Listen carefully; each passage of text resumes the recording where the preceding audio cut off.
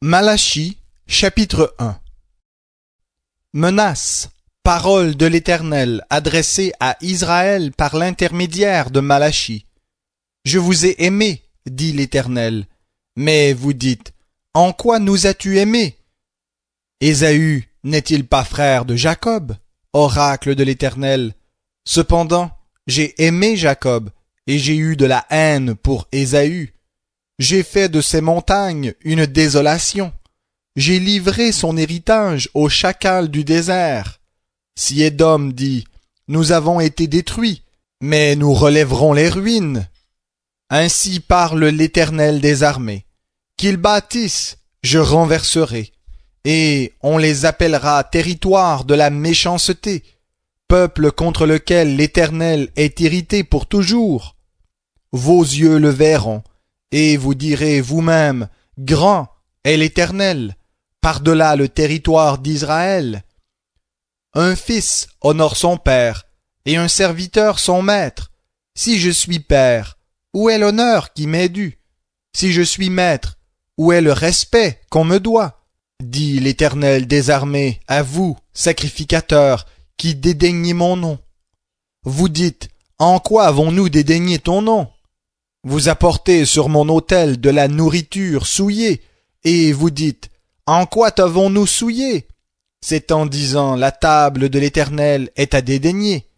Quand vous amenez en sacrifice une bête aveugle, n'est-ce pas mal? Quand vous en amenez une boiteuse ou malade, n'est-ce pas mal? Offre-la donc à ton gouverneur. Te recevra-t-il bien? Te fera-t-il bon accueil? Dit l'Éternel des armées. Et maintenant, implorez donc Dieu, pour qu'il nous fasse grâce. C'est de vous que cela vient. Est-ce qu'il va vous faire bon accueil? Dit l'Éternel des armées. Allons, lequel de vous fermera donc les portes, pour que vous n'allumiez pas en vain le feu sur mon autel? Je ne prends aucun plaisir en vous, dit l'Éternel des armées, et je ne veux pas recevoir d'offrande de votre main.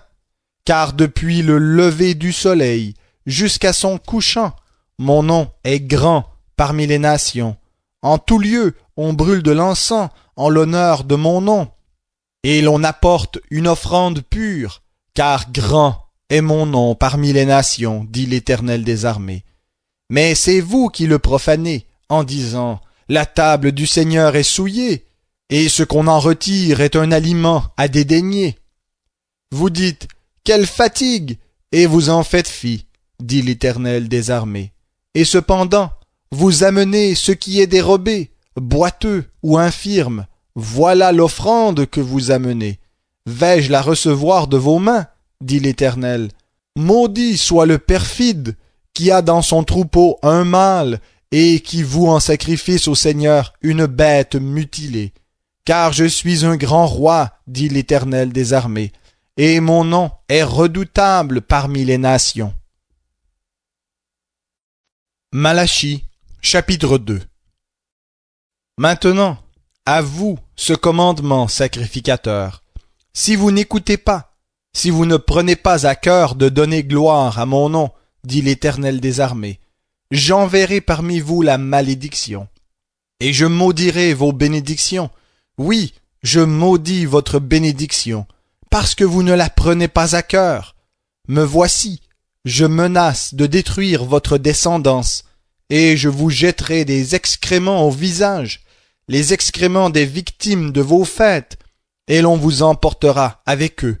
Vous reconnaîtrez alors que je vous ai adressé ce commandement, afin que mon alliance avec Lévi demeure, dit l'Éternel des armées.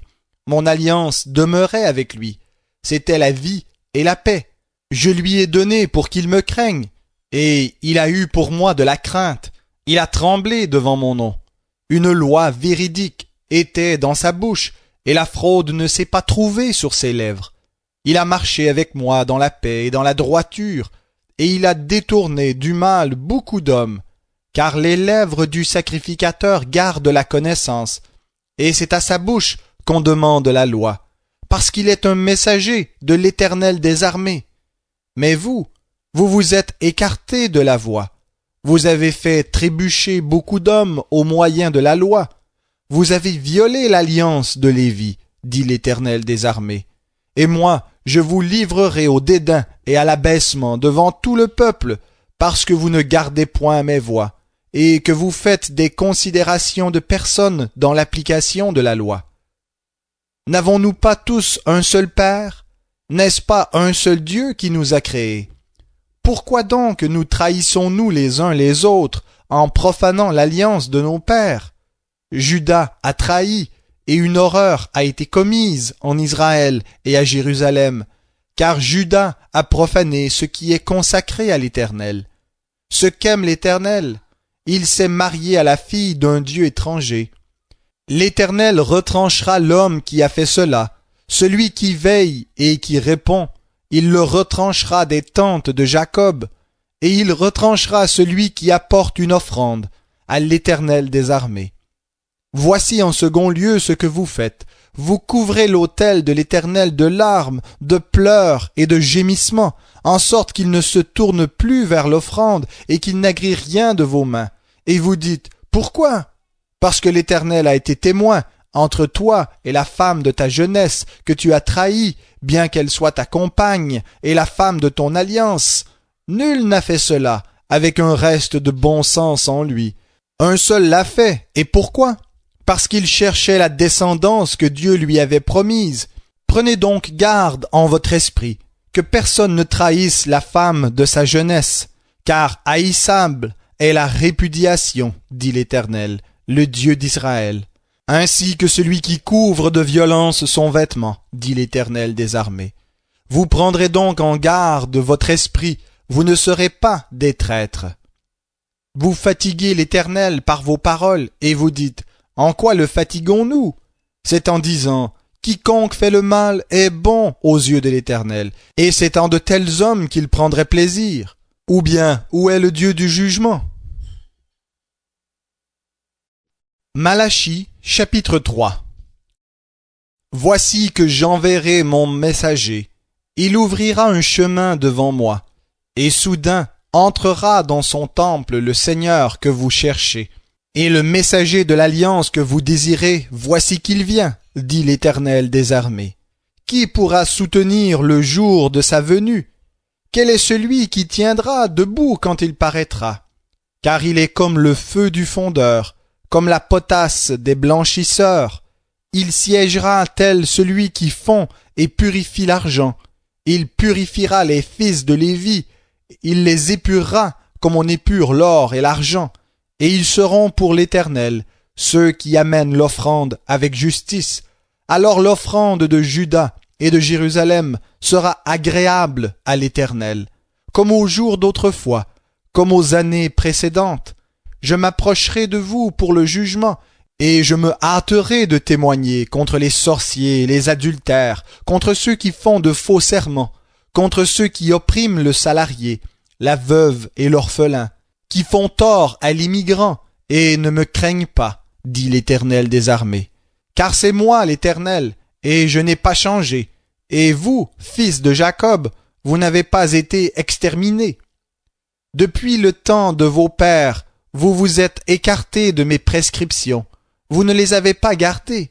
Revenez à moi, et je reviendrai à vous, dit l'Éternel des armées. Et vous dites, en quoi devons-nous revenir? Un être humain peut-il frustrer Dieu?